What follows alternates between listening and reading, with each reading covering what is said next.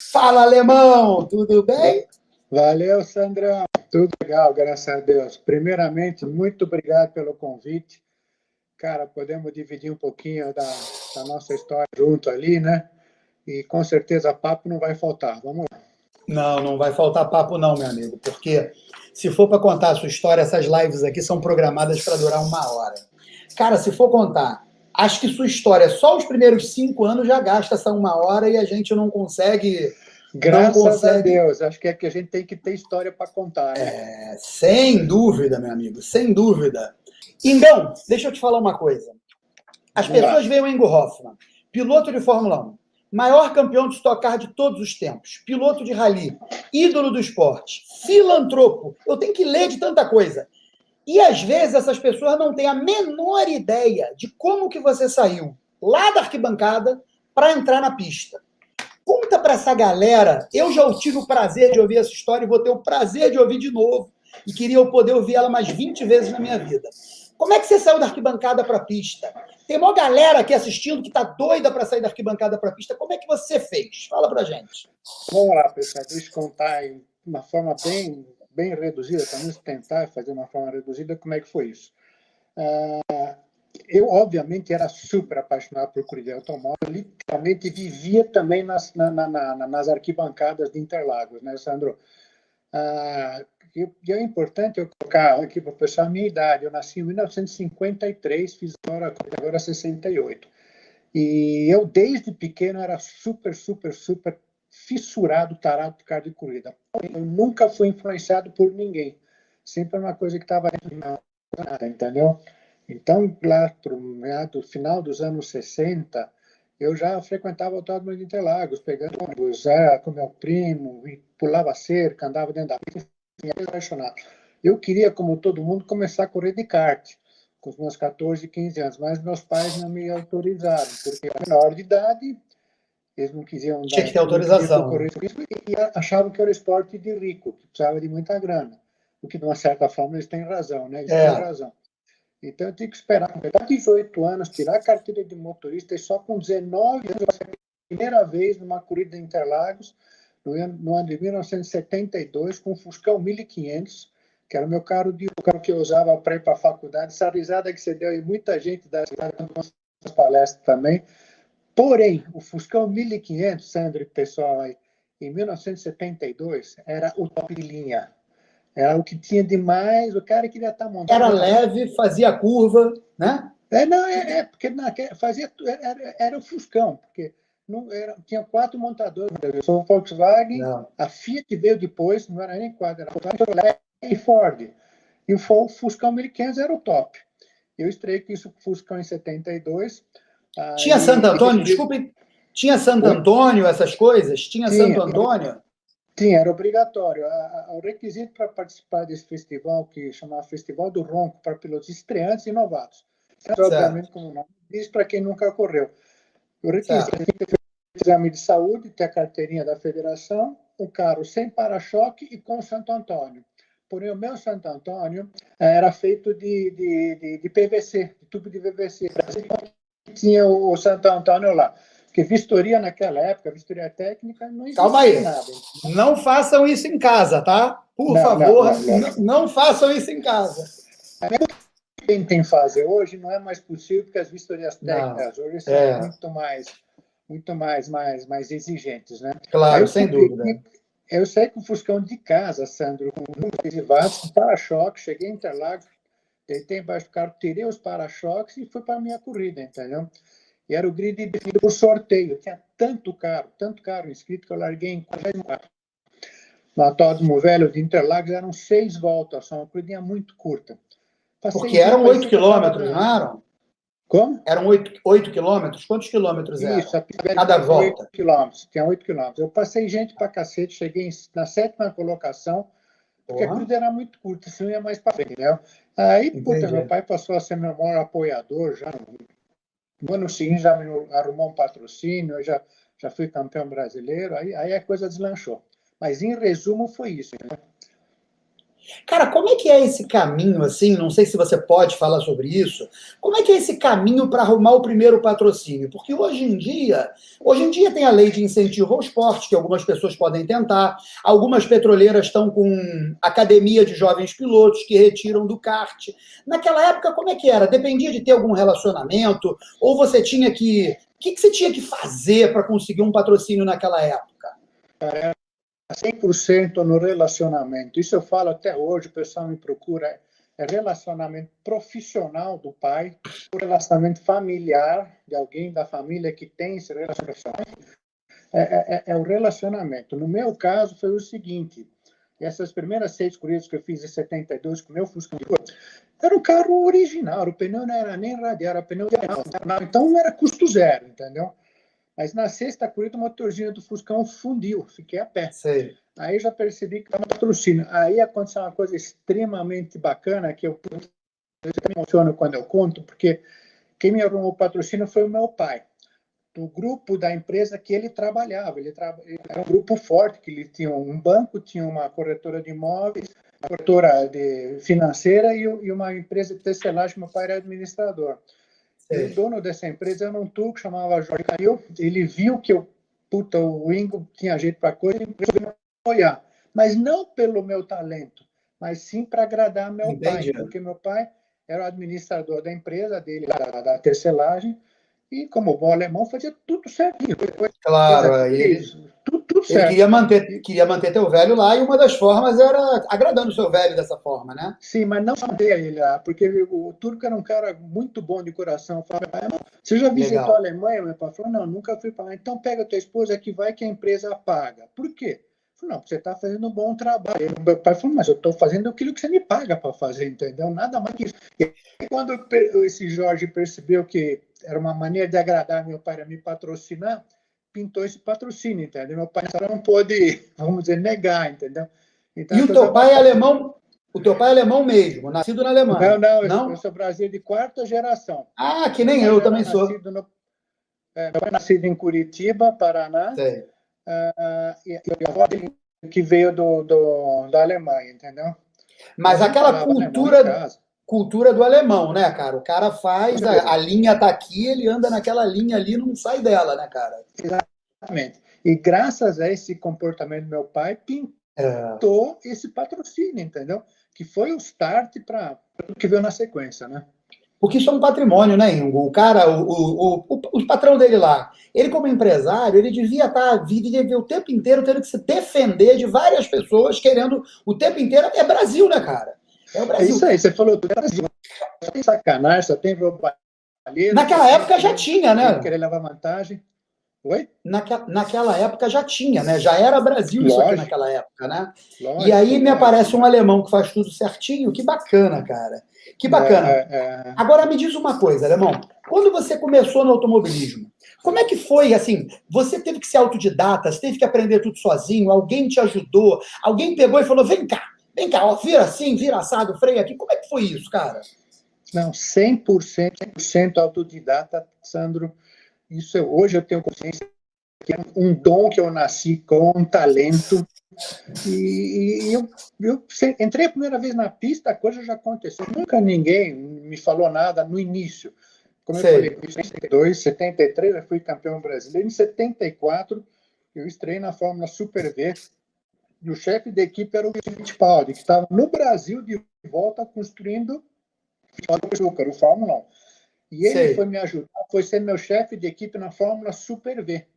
Mesma categoria que estreou o Nelson Piquet. E lá o Wilson começou a me dar uns toques. Pô, assim, o talento de guiar, 100% nato, nunca ninguém me falou absolutamente nada. É uma coisa que hoje, de uma certa forma, eu fico até impressionado, porque depois que eu parei de correr, eu fiquei muito tempo ministrando do curso de glória. Eu percebo que eu passo para as coisas uma coisa que para mim é 100% natural, e muitas pessoas têm dificuldade de entender, de assimilar e, pior, de fazer, entendeu? Sim, claro. Ver comigo. Que deve ter coisas que você faz que você eventualmente nem explica. Você sente que o carro precisa daquela reação e você aplica aquela reação. né? Às vezes sem ter percebido o que física que tem por trás daquilo. E isso não te fez falta nenhuma, porque basta o cara olhar a tua carreira e ver que isso não te fez falta nenhuma. Nunca fez falta, Sandro. Aí tem duas coisas que você pegou. Você falou, eu vou pegar o gancho. Primeiro, eu fazia coisas dentro do carro, até quando eu parei de correr, que eu falei, depois que eu falei, como é que eu fui fazer isso, entendeu? Inexplicável. Instinto mesmo. Instinto. E depois que eu comecei a trabalhar na parte de instrutor, eu comecei a ver a física por trás, entendeu? Sim, claro. Porque aí você precisava explicar. Exatamente. Aí eu falei, pô, aquilo eu já faço assim naturalmente, entendeu? Intuitivamente. É um presente de Deus. Não, sem dúvida, sem dúvida. Mas tem muita dedicação, não tem, não, Igor? Claro. Porque não vai achar um cara que vai sentar lá e pode ter o talento que for, se não se dedicar, se não treinar, dar várias e várias. Como é que é isso, né? Não dá para o cara simplesmente chegar lá, oi, aí vai lá, pum, ganha uma corrida. Isso não. Não tem jeito, não tem como, cara. Naquela época, estou falando dos anos 70, depois fui para a Europa, voltei para o Brasil, final dos anos 70, comecei a tocar. Os primeiros 15 anos de tocar, a gente podia treinar à vontade, treinava quanto quisesse. Eu treinava muito, muito, muito mesmo. Então, qualquer desculpa, vamos para a pista para testar. Depois, próximo Interlagos, ia para lá terça, quarta, quinta-feira testar os tocão, entendeu? Então, isso eu aproveitava para desenvolver tecnicamente o carro, mas também para eu treinar, entendeu? Porque mesmo você tendo uma talento, mas por mais você treine, mais afiado você fica, né? Isso é óbvio. Claro. Claro. Eu costumo falar muito que a gente tem reações involuntárias, né? Como descer uma escada. Imagina se você fosse chegar... Bom, a escada, cada degrau tem 17 centímetros, então o meu pé tem 18 centímetros, eu tenho que... Cara, isso não é assim que funciona. Você simplesmente desce a escada, né? E as reações que a gente tem que ter são tipo isso, não é? É totalmente intuitivo no meu caso, entendeu? Mas eu acho até que é no caso de todo mundo. Ainda bem que carro de corrida não tinha essas falhas assim de você ficar fora do ar total, né? Não tinha. Mas tu viu o cara lá na Fórmula 1, o Pérez, que antes de largar teve que resetar o carro? Cara, tu imagina, com o orçamento daquele, com tudo, e falha, por que a nossa internet aqui não pode falhar? Mas pode falhar mesmo. Eu queria dar uma recapitulada na tua carreira, antes da parte da Europa, que a gente vai falar mais sobre isso aqui. Você começou no Fuscão, porque foi muito rápido até você chegar a ser campeão brasileiro. Como é que foi isso? Foi do Fuscão? Vamos fazer uma ordem cronológica, assim, para organizar a cabeça da galera. Vamos lá. Então, eu já falei que eu estreiei em 72 com o Fuscão. Certo. Fiz 6 corridas com o meu carro de rua, o motorzinho fundiu. Certo. Aí eu tive patrocínio que meu pai me arrumou. No ano seguinte, 73, eu fui correr na Divisão 3, com o Fuscão preparado, já era um carro 1.600, super preparado. Certo. Comecei na categoria estreantes e novatos. A única diferença da categoria estreantes e novatos na Divisão 3, classe A, que eram os carros até 1.300, era que os estreantes e novatos usavam pneu radial. Certo. E os pilotos de competição usavam pneus slick. Eu comecei a temporada na categoria estreante novato, ganhei praticamente todas as corridas que eu entrei. Aí, no meio do ano, a Federação Paulista de Automobilismo, junto com a CBA, resolveu me graduar para PC, piloto de competição. Sim, você estava sobrando muito. Quê? Você estava sobrando demais, né? Eles tinham que te tirar dali e te botar numa categoria mais à tua altura. Eu não queria subir, porque eu falei, cara, eu perdi 2, 3 corridas do Campeonato Brasileiro, e eu achava que eu não tivesse altura ainda, entendeu? Mas escrevi carta para a federação, eles não aceitaram. Eu falei, você tem que graduar para PC, para piloto de competição. Aí eu fiz a minha estreia na categoria do Campeonato Brasileiro, já de Divisão 3, como piloto de competição. Fiz a pole position e ganhei a corrida, cara. Para surpresa minha, eu falei, cara... E tinha fera a gente correndo lá, sabe? Tinha um grande cara, Alfredo Guaraná Menezes, que era um famoso, espetacular. Cara, eu disputei com ele, ganhei. Bom, aí o primeiro ano da Divisão 3 já fui campeão brasileiro, mesmo entrando no campeonato na terceira, quarta etapa, entendeu? E você viajava para fazer as outras corridas com o Fuscão? Como é que você fazia? Ia com ele na estrada? Não, aí já era um carro de corrida, né? Era um carro de corrida, sim, mas, por exemplo, tem um lance legal. No ano seguinte, 74, eu continuei na Divisão 3, porém, correndo uma Brasília. Essa Brasília, para aquele pessoal famosa. Antiga, famosa mesmo.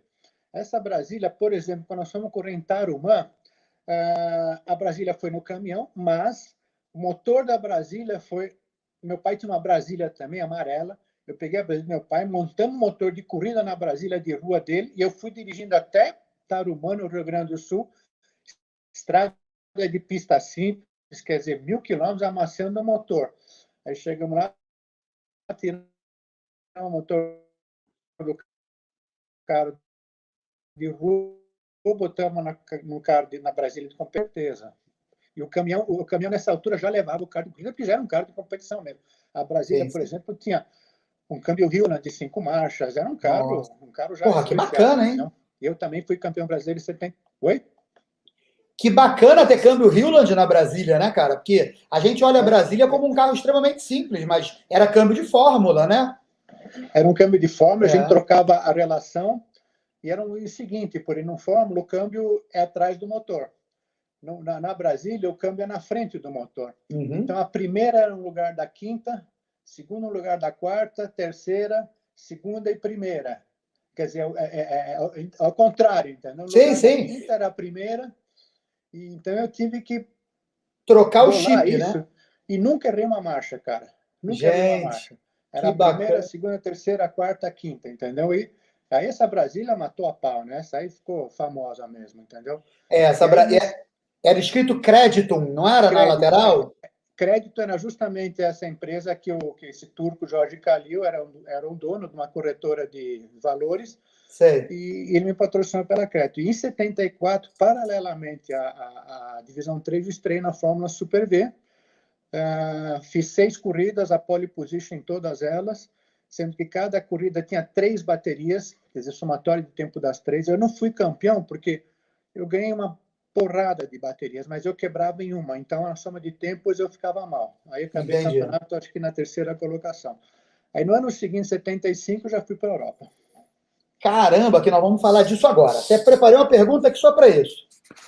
Cara, todo moleque que curte automobilismo, ele sonha para a Europa. Ele acha que vai ter aquele glamour, que vai ser aquela coisa que ele vê na televisão. Mas como é que foi a tua ida para a Europa? Foi desse jeito televisivo que a molecada vê? Ou foi de um jeito mais simples? Como é que é chegar lá sem levar um caminhão de dinheiro? Que tipo de aperto que se passa lá? Cara, deixa eu te falar, Sandro, eu fui para lá porque, como eu acabei de dizer, em 74, o Wilson Fittipaldi era meu chefe de equipe na Super V. Tá. Ele estava no Brasil construindo o Fórmula 1. Aí ele falou, puta, você tem que correr na Inglaterra, onde vem campeonato europeu, campeonato inglês de Fórmula 3, algumas etapas do campeonato europeu de Fórmula 3, porque aqui você não tem mais o que fazer, vamos para lá. Então ele me incentivou e instigou muito, entendeu? Vamos, vou te dar uma mão. Aí, puta, juntamos a grana. Se pegar em termos de volume de grana, comparado daquela época com o que é hoje, não era nada, entendeu? Eu não lembro exatamente quanto foi, Sandra, mas não foi. Se vou chutar, talvez $150 mil. Fiz a temporada inteira, comprei carro de corrida no Fórmula 3, tinha 2 motores reservas, tinha uma caminhonete para rebocar, tinha um mecânico, morei lá, entendeu? Eu não vou dizer que eu passei necessidade, que eu não passei, entendeu? Mas eu tinha não sobrava... super controlado, não sobrava nada. Pensava para ir, se ia comer uma pizza cada mês, entendeu? Mas não passei perrengue assim, não.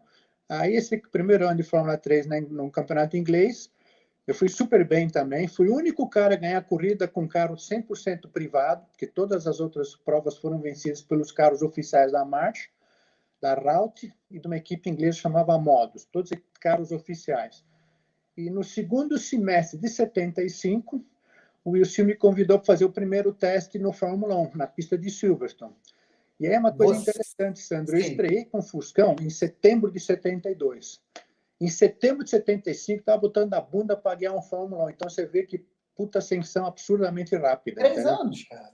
3 anos, uma coisa incrível. E aí tem outra história muito legal, que é o seguinte, cara, eu fui muito bem nos testes. Modéstia à parte, fui muito bem, muito rápido, com o carro que o Wilson usou para correr lá naquele Grande Prêmio da Inglaterra um mês antes. Eu virei muito mais rápido que ele. Para vocês terem ideia, o tempo que eu virei naquela pista seria o 14º no grid de largada, que foi um mês antes. Do GP. Quer dizer, por um carro brasileiro que não tinha nem um ano de vida, foi um negócio espetacular. Aí o Wilson me ofereceu um contrato para já no ano seguinte ser piloto contratado, ganhando salário para correr de Fórmula 1. Você vê que coisa maluca, cara. E aí foi outra coisa muito rápido isso. Me encontrei muito rápido. Porém, aconteceu o seguinte, eu tinha uma estrada de 2 vias para pegar na minha frente. Uma era assinar o contrato e correr na Fórmula 1, ganhando salário, ganhando grana, porém eu sabia que eu não tinha experiência para isso. O outro caminho seria fazer mais 2, 3 anos de categorias de acesso, Fórmula 2 e tal, mas depender de patrocínio, para talvez chegar na Fórmula 1 já preparado. Mas eu não tinha grana para fazer esse caminho, que seria o correto. Aí eu optei em assinar o contrato de Fórmula 1, repito, ganhando salário. Quer dizer, uma coisa fora da realidade comparado aos dias de hoje. E aí, infelizmente, acabou não dando certo, mas isso é outra história. Sim, sim. Porque, cara, é o que nós podemos chamar de uma carreira meteórica, né? Você acha que essa oportunidade teve a ver, obviamente, quer dizer, eu acho isso, com essa vitrine que você teve junto ao Ilcinho, né? Porque ele que influenciou você, que acabou te levando. Quer dizer, é um pouco de sorte também, né, Ingo? De você estar no momento certo, na hora certa. O que você acha? Com certeza. É uma somatória de coisas, né? Primeiro, sem a menor sombra de dúvida, esse relacionamento que eu tinha com o Ilcinho era muito próximo, muito bom. Ele acreditava muito em mim, muito. Isso é certeza. Foi o fato, como você falou, estar no lugar certo na hora certa. Foi esse teste de Silverstone, que foi muito bem, muito rápido, não cometi erro nenhum, entendeu? E tem outra coisa que é a tal da estrela, né?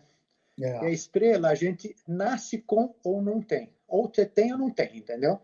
E isso é uma coisa que eu sempre tive, a tal da estrela que fez com que eu estivesse no lugar certo, na hora certa. Lógico que eu fiz todo o meu lado tudo certinho também, mas... Claro, claro. E tinha o talento para estar lá, né? Não estava lá de alegre, né? Você, desde o início, não estava lá de alegre, foi competitivo em todos os lugares que passou. Não, que bacana isso. Aí você voltou para o Brasil em 79, né? Isso. Cara, na Stock Car, olha só, na Stock Car, você tem mais do que o dobro de títulos do segundo colocado. Eu sei que você não gosta muito desse confete, mas é uma realidade. Quando você completou 24 temporadas, eu estava lá. Das 24, você tinha ganho metade delas, cara. Metade. Você foi campeão a última vez com 49 anos. Sim, na equipe junto comigo, a equipe Felipe. Lógico, nós estamos juntos. Cara, o que foi a Stock Car para você? Que espaço que ela tem no seu coração? E como é que foi essa trajetória? Quer dizer, volta da Europa e guiando Fórmula, aí vai sentar numa Opala. É muito diferente. Cara, deixa eu falar, Sandro. Eu, quando eu voltei para o Brasil, no final de 78, teve uma outra história legal aí. Eu estava correndo de Fórmula 2 na equipe oficial da BMW, equipe do Ron Dennis. Cara, o Ron Dennis é o cara, né? E teve um torneio de Fórmula 2 internacional com provas na Argentina. Eu ganhei a última etapa em Buenos Aires. Aí pegamos um avião de volta de Buenos Aires, que o Ron e eu desci em São Paulo e ele ia continuar para Londres. Nessa viagem de volta, eu falei, Ron, eu estou parando, eu vou ficar no Brasil porque não dá mais. E eu tive uma sorte absurda. O dinheiro do prêmio dessa última corrida que eu ganhei deu certinho para quitar minha dívida com ele, entendeu? Porque eu estava devendo dinheiro para ele ainda. Aí ele falou, pô, mas você ganhou por isso, tem um puta futuro. Eu falei, Ron, não dá, eu estou trocando 6 por meia dúzia, toda hora falta a grana. Aí eu voltei para o Brasil, no final de 78, psicologicamente, puta, eu vou ser franco, arrasado e financeiramente quebrado, porque eu estava devendo dinheiro para familiares, que o negócio estava complicado. Aí eu falei, vou me estabelecer no Brasil. Aí, coincidentemente, em 79, começou a Stock Car. Mas eu não tinha vontade de correr na Stock Car, nos opalões antigos. O meu tesão era continuar pilotando Fórmula. A Fórmula CPV no Brasil estava muito forte naquela época ainda. Mas eu não consegui nenhum lugar tal. Aí, na última hora, um amigo meu, publicitário da McCann Erickson, que era a agência de publicidade da AGM, falou, a GM está fazendo um torneio, eles vão bancar a categoria e querem trazer um piloto de nome, você arruma um patrocínio, mas eu não queria. Aí, puta, na última hora, por total falta de opção, eu falei, pô, eu vou correr com esses opalão aí, porque é o único jeito de eu continuar a manter o meu sonho vivo, que é que ser piloto de competição. Claro. Tanto é que a primeira corrida da Stock Car em Tarumã, eu não estava presente, porque meu carro não tinha ficado pronto. Mas no fim de semana seguinte, eu estava em Guaporé, estreando com o opalão lá. Correndo, né? E, quer dizer, era uma carreira que parecia ser mais viável ao longo do tempo, né? Porque eu não sei se naquela época já era assim, eu tinha 8 anos de idade, mas o turismo no Brasil acaba tendo mais espaço para se profissionalizar do que Fórmula, né? Hoje, por exemplo, quase não tem categoria de Fórmula. Categoria de Fórmula não tem no Brasil a nível nacional. Não tem. Agora, tem um detalhe muito importante aí, Sandro. Naquela época, em 79, quando eu comecei na Stock Car, a gente não sabia, ninguém tinha a menor ideia que a categoria fosse perdurar tanto tempo e ser tão forte como ela é hoje. Era de ano a ano. A gente terminava um ano, a gente não sabia se a General Motors ia continuar com a categoria no ano que vem. E era dependente disso, né? Eu literalmente, durante 30 anos, todo final do ano eu estava desempregado, entendeu? Porque a dificuldade, o patrocínio da equipe e principalmente a dificuldade de saber se a categoria ia continuar. Tanto é que houveram anos onde a General Motors falou, não vamos patrocinar mais. Aí, todo mundo ficou com o guarda-chuva na mão. Falei, agora, entendeu? Aí surgiu a categoria, a Associação de Pilotos, que se juntou para não deixar a categoria morrer, entendeu? Mas, que acabou virando o que é a Vicaro hoje, o que é a promotora do evento hoje. Quer dizer, profissionalizou, né? Deixou de ser uma coisa dependente da General Motors, que a gente agradece, ela fez muito pelo esporte, sem dúvida, sim, mas passou a ser algo profissional, né?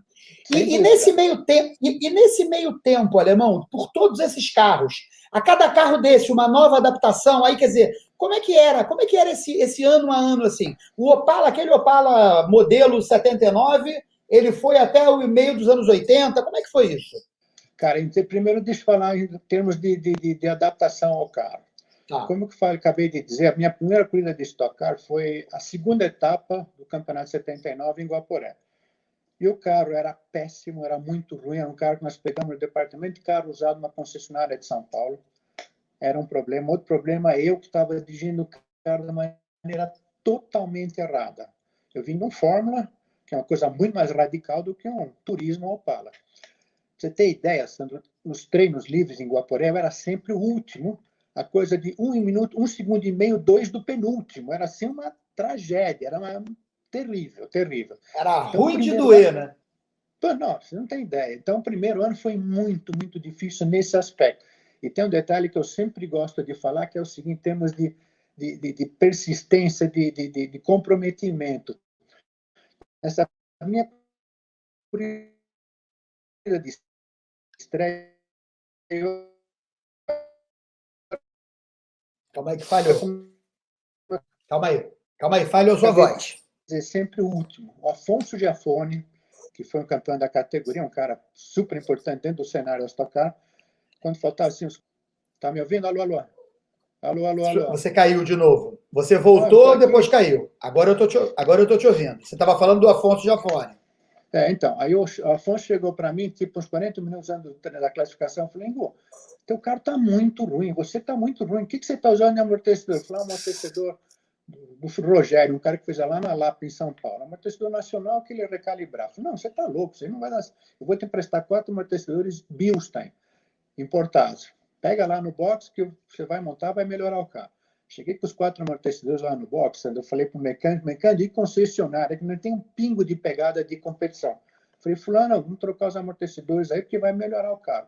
O cara olhou no relógio assim, falei, não vai dar tempo de trocar. Falei, vai dar sim, você vai trocar o amortecedor traseiro e eu vou trocar os 2 dianteiros. E naquela época, 79, o Sandro Box de Guaporé era chão de terra. Cara, levantamos o opalão, botamos no cavalete, eu deitei com o macacão no chão de terra. Falei, puta que pariu. O que eu estou fazendo aqui? O que eu estou fazendo aqui? Há 3, 4 meses atrás, estava ganhando corrida na equipe oficial da BMW, cara, quase no último degrau para a Fórmula 1. Então. Agora estou embaixo do Opala, entendeu? Mas aí eu falei, cara, eu vou fazer esse troço dar certo, entendeu? Puta determinação. Aí fomos para a classificação, melhorou. Eu fiquei a 7 décimos do penúltimo, entendeu? Fui último ainda, mas a distância era menor. Então, o primeiro ano foi muito difícil me adaptar ao carro. Eu entendi que eu tinha que pilotar de outra forma, de outra maneira, frear mais cedo, acelerar mais tarde, aquela coisa toda, deixar o carro fazer um movimento e tal. Aí em 80 foi a primeira vez que fui campeão já da categoria, aprendi rapidinho. No segundo ano você já foi campeão? Seu primeiro título foi em 1980. Esse campeonato, muitas vezes me perguntam qual é o campeonato mais importante. Para mim, esse de 80 foi o mais importante, porque foi o primeiro. E foi um momento que eu ainda tinha sonhos de tentar reiniciar minha carreira internacional. A hora que eu venci esse campeonato do Brasil, eu falei, cara, acho que aqui dá para seguir um caminho, entendeu? E aí a coisa foi para frente. E esse Opala de 79, porque teve uma época que deram uma desfigurada no Opala, não teve? Que virou... Virou uma carenagem, sei lá, mas em cima do chassi do Opala? Foi justamente como eu estava falando. Chegou um ano lá, no final do ano, a General Motors falou, ano que vem não vamos patrocinar mais. Aí todo mundo entrou em pânico, desespero. Afonso, junto com o Washington, criaram uma associação. Eu estava junto lá. Aí foi bom, então vamos fazer a categoria, continuar com o nosso próprio esforço, mas não queremos que o carro tenha a cara do Opala. Já que a General Motors não está bancando a história, o campeonato, aí inventaram aquela carroceria que chamou Batomuxa, uma coisa horrível, entendeu? Mas de fibra fixado em cima do monobloco do Opala, mas por baixo era tudo Opala, entendeu?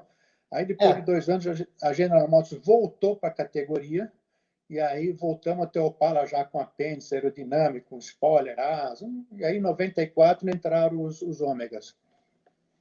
Os ômegas são de 94, né? Eu, quando cheguei em 2000, eu peguei o último ano do ômega, né? Sim, mas eu já... tubular. Isso aí. Mas quando eu comecei em 2000, você já estava no chassi tubular, né? Porque, lembra, o primeiro ano de chassi tubular chamava Stock 2000.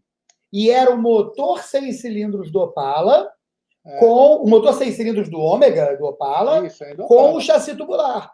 No primeiro ano meu, eu e você corremos com o mesmo motor, mas você já na categoria tubular e eu na categoria dos ômegas, com o ômega que foi teu. E aí eu até quero contar uma história que é interessante, que é o seguinte, cara. Eu me lembro que o Jorginho de Freitas, o cara da JF Racing, virou para mim e falou assim, olha, aqui está o carro que o Igor correu, não sei o que, você quer mudar o quê? Só as cores. Você vai mudar só as cores. Você vai tirar o patrocinador dele e vai botar o meu. Só vai tirar as cores. Não, mas a direção é muito dura. Eu falei, bom, era dura para ele? Cara, eu não quero que mude nada. E, puta, você viu o ano que eu tive. Meu primeiro ano de Campeonato Brasileiro foi um ano fantástico, num carro que não se mudou uma vírgula do que você andava, entendeu? Aquilo... Só mudou as cores, exatamente. Só mudou as cores. Exatamente. Cara, deixa eu te falar. Aí, quer dizer, da Stock Car, ômega, gaiola Vectra, e você foi indo. E, assim, o teu último título, cara, é 2002, né? Você tinha 40... 2012, desculpa, 2012. Você tinha 40... Quantos você tinha, Ingo? 2002, tinha 49 anos. 49 anos, a idade que eu tô hoje. Eu faço 50 daqui a 2 meses. Cara, como é que era? Porque, assim, eu me olho hoje... Tudo bem, eu não tive a tua carreira, não chegou nem perto, claro. Mas eu me olho hoje e falo assim, cara, eu não dou conta dessa molecada. Como é que era na tua cabeça ter que chegar lá, olhar para aquela molecada e falar assim, não, eu vou dar... Eu sei que você tinha todo um histórico, já tinha 11 títulos e tal. Mas como é que era essa luta para você se provar para você mesmo? É uma coisa difícil ou não? É uma coisa difícil, sim. Eu não sei explicar isso direitinho, mas eu acho que um dos fatores é que, pelo fato de eu ter estado a vida inteira na competição, cara, eu olhava para ele e falava, você pode ser Valentinho, 2 curvas, mas na experiência eu levo você, entendeu? Então, a gente vai compensando, acredito eu, com a maturidade, com a experiência, o arrojo que você tem cada... Não é que você perde o arrojo. Se quiser, você faz umas puta cagadas. Se quiser, mas você fala, se eu fizer essa cagada, não vai dar certo, entendeu? Então, você vai equilibrando as coisas, entendeu? Eu me lembro nitidamente, esse último campeonato que eu ganhei, nós estávamos juntos na equipe, foi na estratégia, meu. Puta, eu falei, cara, minhas putas eram no início com o Paulão, com o Chico, depois ficou o Chico e eu. Aí eu fui marcando ele, cara. Quando chegava, pô, aqui se eu chegar em quarto, ele em quinto, tá bom, entendeu? Então aí entrou o lado da experiência, entendeu? Mas o fato da competitividade, faca nos dentes, isso eu nunca perdi até a última corrida em 2008, que minha última corrida foi no pódio, fui 3º colocado, entendeu? Então, porra, isso eu não perdi. Agora, acho que é uma coisa que vem de dentro, esse lado competitivo, esse lado de sempre querer ser o melhor, entendeu? Difícil de explicar, isso aí é uma coisa nata, isso aí. O Jorginho, uma vez, me contou uma história. O Bruno Figueiredo está colocando ali. Eu sei, Bruno, a gente fez uma confusão. Eu acho que não foi em 2012 o último campeonato dele, foi em 2002 mesmo. Porque ele parou... né? Foi 2002, é isso aí. Aí eu fiz uma confusão aqui. Mas o Jorginho, que me ensinou muito também, ele virou para mim e falou uma coisa uma vez, o seguinte: no automobilismo e na vida, ganha quem mais quer ganhar. Então, você tem que ter aquela vontade de ganhar, entendeu? Você tem que ter gana, o nome disso. Porque senão, se você chegar lá pensando na derrota, você já foi derrotado antes de sair de casa, pô. Eu vou te falar um negócio, Sandro. Eu não jogo cartas com a família, para não dar briga, entendeu? De tão competitivo que eu sou até hoje ainda. Agora eu estou com os meus netos, eu deixo eles ganhar na paciência de vez em quando. Só para os netos. 4 netos. E só para os netos que vai deixar ganhar, tá certo? Só.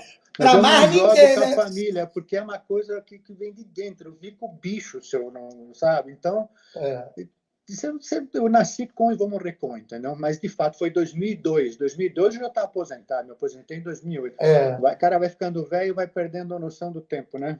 Eu tenho participado bastante, Ingo, desse cenário de track day, e é incrível como isso está crescendo no Brasil. Sim. Isso já é antigo no Brasil, já tem, sei lá, 20 anos, ou mais de 20 anos que tem track day, mas isso está crescendo. Eu vou a track day com 80 carros. Eles fazem um em São Paulo, às quartas-feiras, que só pode quem vira de 1,55 para baixo. Então, você tem que se inscrever, dizer qual é o teu carro, mostrar o tempo que você fez. Cara, é Porsche, Lamborghini, Ferrari, etc. Aí, na mesma semana, no domingo, eles fazem com 80 carros. É Corsa, é Gol, é Uno, é Up, o que você imaginar. E tem uns caras que são bons pra caramba, cara. Tem uns caras que são muito bons e que teriam futuro no automobilismo. Mas acaba por falta de oportunidade às vezes, entendeu? Como é que era isso daí? A galera chegava lá, o carro era da organização? Como é que era isso? Cara, tinha de tudo. Pessoal de track day, empresários, pilotos que tinham aposentado há X anos atrás, queriam competir, tinha de tudo. Os carros eram 100% nossos, vamos chamar assim, da Mitsubishi. O Velocitar tem uma puta incrível, entendeu? Os carros eram literalmente idênticos. Eu fazia o shakedown de todos eles. Havia dias, Sandro, que tipo quarta-feira, véspera da corrida, eu fazia 500, 600 quilômetros no Velocitar, sozinho, testando todos os carros. E a diferença de tempo era de 3 décimos no máximo entre o pior e o melhor, entendeu? Gente. É um negócio 100% equilibrado. Entendi. Os carros tinham seus... A equipe, a gente fornecia todos os mecânicos. O piloto tinha que chegar lá com macacão e capacete, entendeu? Aí não podia mexer nada em termos de ajuste.